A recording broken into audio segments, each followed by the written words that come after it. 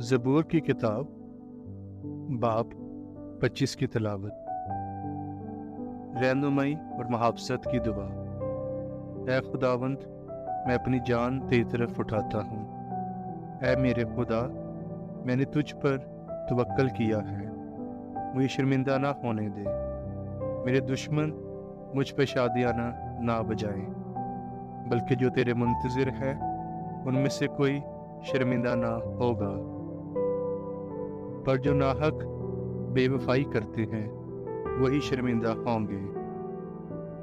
ऐ खुदावंद, अपनी राहें मुझे दिखा, अपने रास्ते मुझे बता दे।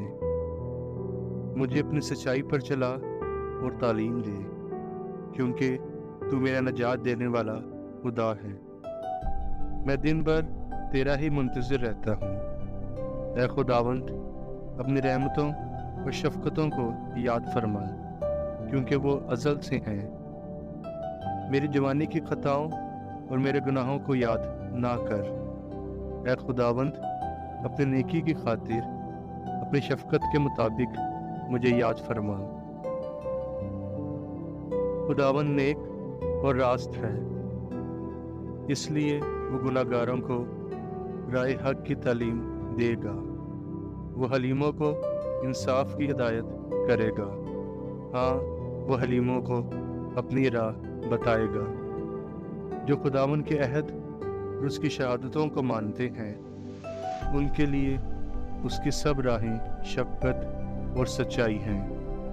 ऐ खुदावन, अपने नाम की खातिर मेरी बदकारी माफ़ कर दे, क्योंकि वो बड़ी है। वो कौन है जो खुदावन से डरता है?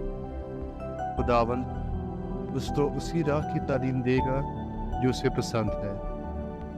उसकी जान राहत में रहेगी और उसकी नस्ल ज़मीन की वारिस होगी। खुदावन के राज को वही जानते हैं जो उससे डरते हैं, और वो अपना अहद उनको बताएगा। मेरी आंखें हमेशा खुदावन की तरफ लगी रहती हैं, क्योंकि वही मेरा पाँव दाम से छुड़ाएगा। मेरी तरफ मतवज्जो हो और मुझ पे रहम कर, क्योंकि मैं बेकस और मुसीबत ज़दा हूँ। मेरे दिल के दुख बढ़ गए, तो मुझे मेरी तकलीफ़ों से रिहाई दे। तो मेरी मुसीबत और जान फशानी को दे और मेरे सब गुनाह माफ़ फरमा। मेरे दुश्मनों को देख, क्योंकि वो बहुत है और उनको मुझसे सख्त अदावत है। मेरी जान की हिफाजत कर और मुझे छुड़ा, मुझे शर्मिंदा ना होने दे, क्योंकि मेरा तवक्कल तुझ ही पर है। दयानतदारी और रास्तबाजी मुझे सलामत रखे, क्योंकि मुझे तेरी ही आस है। ऐ खुदा, इसराइल को उसके सब दुखों से छुड़ा ले। आमीन।